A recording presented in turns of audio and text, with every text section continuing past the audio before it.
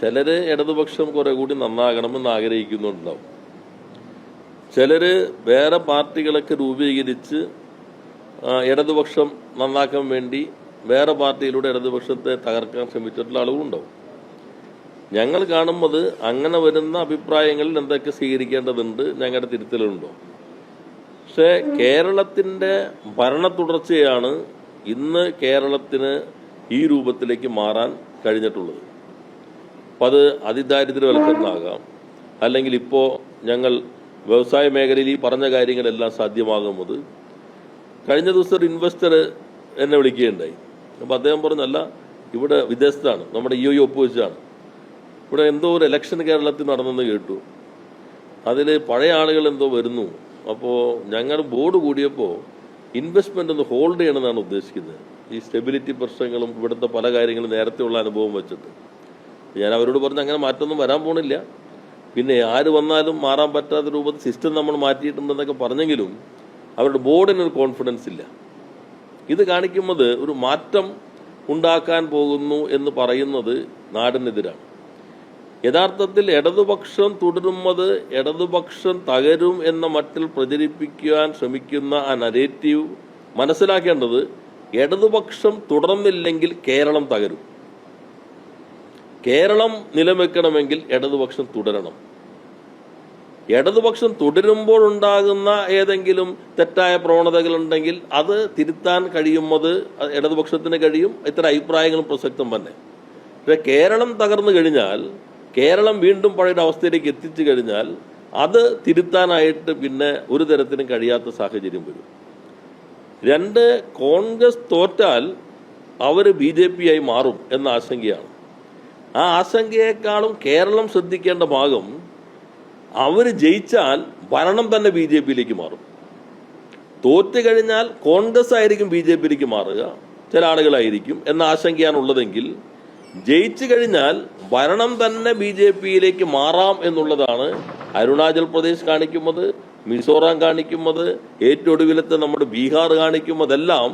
ജയിച്ചാൽ കുറെ കൂടി അപകടമാണ്, ഭരണം തന്നെ BJPയിലേക്ക് മാറും. ഇടതുപക്ഷം തുടരുന്നത് ഇടതുപക്ഷത്തിന്റെ തകർച്ചയ്ക്ക് കാരണമാകുമെന്ന് ഉത്കണ്ഠപ്പെടുന്നവർ, ഇടതുപക്ഷത്തിന് നിങ്ങളുടെ വിമർശനങ്ങളൊക്കെ ഉൾക്കൊണ്ടുകൊണ്ട് തിരുത്തി നന്നായി മുന്നോട്ട് പോകാൻ കഴിയും എന്ന കാര്യത്തിൽ ആർക്കും തർക്കമുണ്ടാവില്ല. പക്ഷെ ഇടതുപക്ഷം തുടർന്നില്ലെങ്കിൽ തകരാൻ പോകുന്നത് കേരളമായിരിക്കും. നവയുഗമല്ല, അരാജക പ്രാകൃത യുഗത്തിലേക്കുള്ള ഒരു യാത്രയിലേക്കുള്ള വഴി തുറക്കലായിരിക്കും. അതുകൊണ്ട് ഇടതുപക്ഷത്തെ സ്നേഹിക്കുന്ന ആളുകൾ ഈ നരേറ്റീവ് പ്രത്യേകം ശ്രദ്ധിച്ചോളണം. പ്രതിപക്ഷ നേതാവ് പറയുകയുണ്ടായി, നീ പഞ്ചായത്ത് തെരഞ്ഞെടുപ്പിൽ ഞങ്ങളുടെ നരേറ്റീവാണ് വിജയിച്ചത്. പ്രൊപ്പഗൻഡയിൽ നരേറ്റീവ് എന്താ? വസ്തുതകളാകെ പലതരത്തിൽ അടക്കി വെച്ചുകൊണ്ട് ഒരു പൊതുബോധം സൃഷ്ടിക്കുക, അതിൽ പ്രത്യേകമായൊരു കഥനത്തിലൂടെ ഒരു പൊതുബോധം രൂപപ്പെടുത്തുക. ഇതാണ് നരേറ്റീവ്. അപ്പൊ അങ്ങനെ ഒരു നരേറ്റീവ് ഞങ്ങൾ അവതരിപ്പിച്ചു. അടുത്ത നരേറ്റീവിലേക്കാണ് പോകുന്നത്. ഈ നരേറ്റീവ് വളരെ കൃത്യമാണ്. ഇത് ഇടതുപക്ഷത്തെ തകരുമെന്നുള്ള ഉത്കണ്ഠയെക്കാളും കാണേണ്ടത് കേരളം തകരാതിരിക്കണമെങ്കിൽ ഇടതുപക്ഷം തുടരേണ്ടത് ആവശ്യമാണ് എന്നുള്ളതാണ്. കോൺഗ്രസ് ഇനിയിപ്പോൾ തോറ്റു കഴിഞ്ഞാൽ BJPയിലേക്ക് പോകുമോ എന്ന് ആശങ്കപ്പെടുന്ന ആളുകൾ കുറെ കൂടി ശ്രദ്ധിക്കേണ്ടത്, കോൺഗ്രസ് എങ്ങാനും ജയിച്ചാൽ അവർ നേരെ അധികാരം BJPയിലേക്ക് കൊടുക്കുമെന്നാണ് ഈ സംസ്ഥാനങ്ങളുടെ പാഠങ്ങളെല്ലാം നമ്മുടെ മുൻപിലേക്ക് എത്തിച്ചിട്ടുള്ളത്.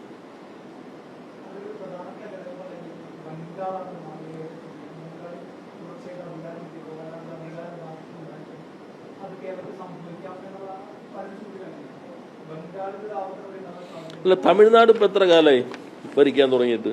ഇവരുടെ വിമർശനങ്ങൾ തമിഴ്നാട് കണ്ടോ? മമതാ ബാനർജി ഇപ്പം എത്ര ടൈമായി? മമതാ ബാനർജി കുറച്ച് കാലമായില്ലേ? ഇവിടെ ബീഹാറിൽ ഇദ്ദേഹം എത്ര കാലമായി? ഒറീസയിൽ നവീൻ പട്നായിക്കിന്റെ ദീർഘകാല ഭരണം കഴിഞ്ഞു എന്ന ആശ്വാസം ഉണ്ടായില്ലേ? ഇപ്പോൾ ആരാ അധികാരത്തിൽ വന്നേ?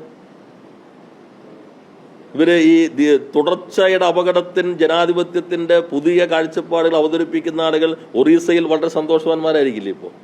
കാരണം തുടർഭരണം പോയില്ലേ, ഇപ്പൊ ആര് വന്നു?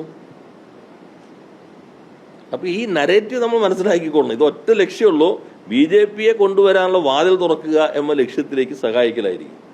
കേരളത്തെ ഈ ഇപ്പോ ഇടതുപക്ഷം എന്താ? ഇടതുപക്ഷം അല്ലായിരുന്നെങ്കിൽ കേരളം ഇപ്പൊ നോക്കൂ, ക്യാൻസർ സെന്റർ ഉദ്ഘാടനം ചെയ്തില്ലേ? എങ്ങനെ സാധ്യമായി? തുടർച്ചയുള്ളതുകൊണ്ടാണ്. 2014 ഇട്ട കല്ലുപോലും നമുക്ക് കാണാൻ പറ്റിയില്ലല്ലോ. എങ്ങനെ നമ്മുടെ ഇപ്പോൾ ഓർഗൻ ട്രാൻസ്പ്ലാന്റേഷൻ കല്ലിടല്ലേ, എങ്ങനെ ഗവൺമെന്റ് അങ്ങനെ പ്രവർത്തിക്കാൻ പറ്റുന്നു? എങ്ങനെ അതിവേഗത്തിൽ കേരളത്തിൽ മാറ്റങ്ങൾ സാധ്യമായി? തുടർച്ചയുള്ളതുകൊണ്ടല്ലേ. ഇപ്പൊ തന്നെ ഈ വ്യവസായ മേഖലയിൽ നമ്മൾ ഇപ്പോൾ നടത്തിയിട്ടുള്ള മാറ്റങ്ങളുടെ ഗുണം കേരളീയ സമൂഹത്തിന് പൂർണ്ണമായി ലഭിക്കണമെങ്കിൽ ഒരു 5-10 കൊല്ലം കൂടി വേണ്ടി വരും.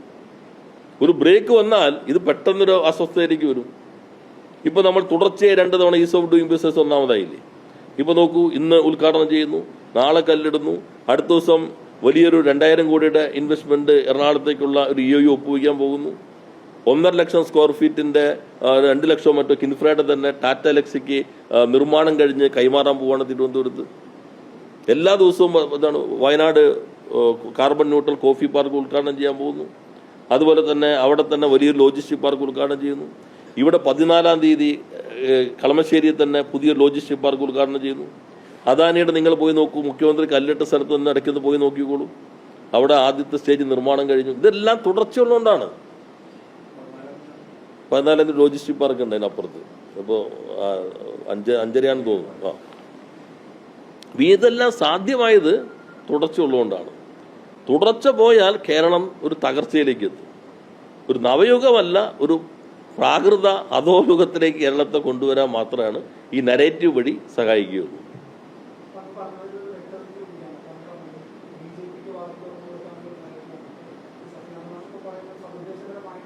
അല്ല, മാഷ് പറയണത് അങ്ങനെയില്ലെന്ന്. മാഷ് പറയണത് വെച്ചിട്ടുണ്ടെങ്കിൽ ഈ തുടർച്ചയൊക്കെ വരുമ്പോൾ നമുക്കൊരു ജാഗ്രത വേണമല്ലോ.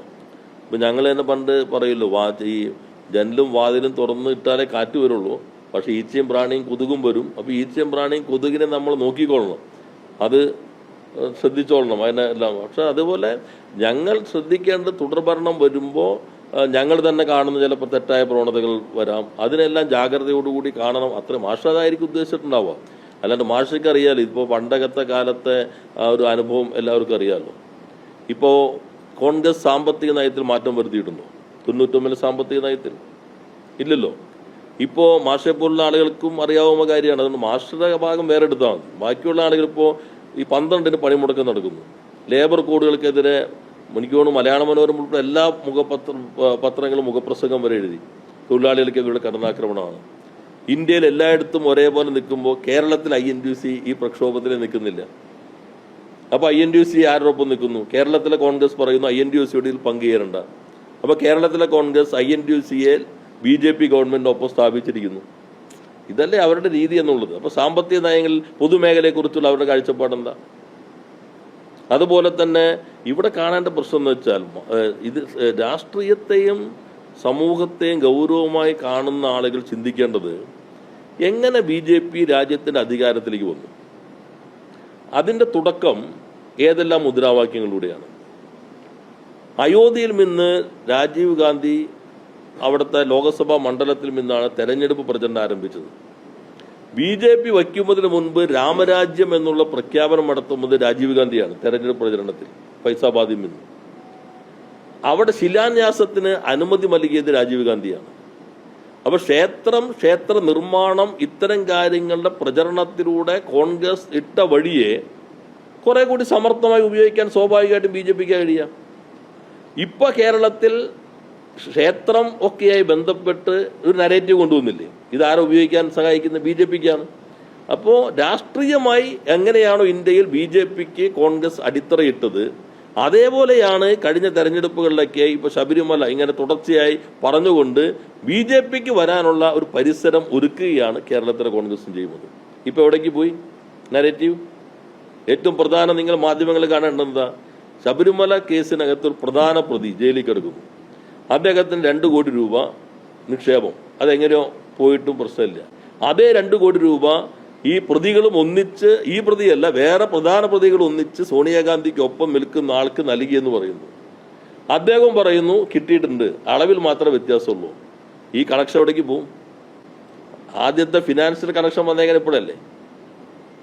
നിങ്ങളെന്നത് ആലോചിച്ച് നോക്കൂ, എവിടേക്കാണ് ശരിയായ വസ്തുതകൾ. അതുകൊണ്ടല്ലേ ഹൈക്കോടതിയുടെ മേൽനോട്ടത്തിൽ ഏറ്റവും ശരിയായ അന്വേഷണം നടക്കുന്നു എന്ന് പറയുമ്പോഴും അന്വേഷണത്തെ സംശയത്തിന്റെ മുൻമുനയിൽ നിർത്താൻ എന്തിന് പ്രതിപക്ഷം സഭ ബഹിഷ്കരിച്ചു എന്ന് ഇപ്പൊ വ്യക്തമായില്ലേ കഴിഞ്ഞ 2 ദിവസം കൊണ്ട്. ഇപ്പൊ ബഹുമാനപ്പെട്ട ഹൈക്കോടതി പറഞ്ഞില്ലേ ഈ കൊടിമര കേസിനകത്ത് പ്രത്യേക ടീമിനെ വെച്ചിട്ട് അന്വേഷണം നടത്താൻ. അപ്പോൾ ശരിയായ പ്രതികൾ വരും. അപ്പോൾ ഈ നരേറ്റീവിലൂടെ സൃഷ്ടിക്കപ്പെട്ട പുകമറ തുറന്നു കാട്ടപ്പെടും. കേരളീയ സമൂഹത്തിന് വസ്തുതകൾ മനസ്സിലാക്കാൻ കഴിയും.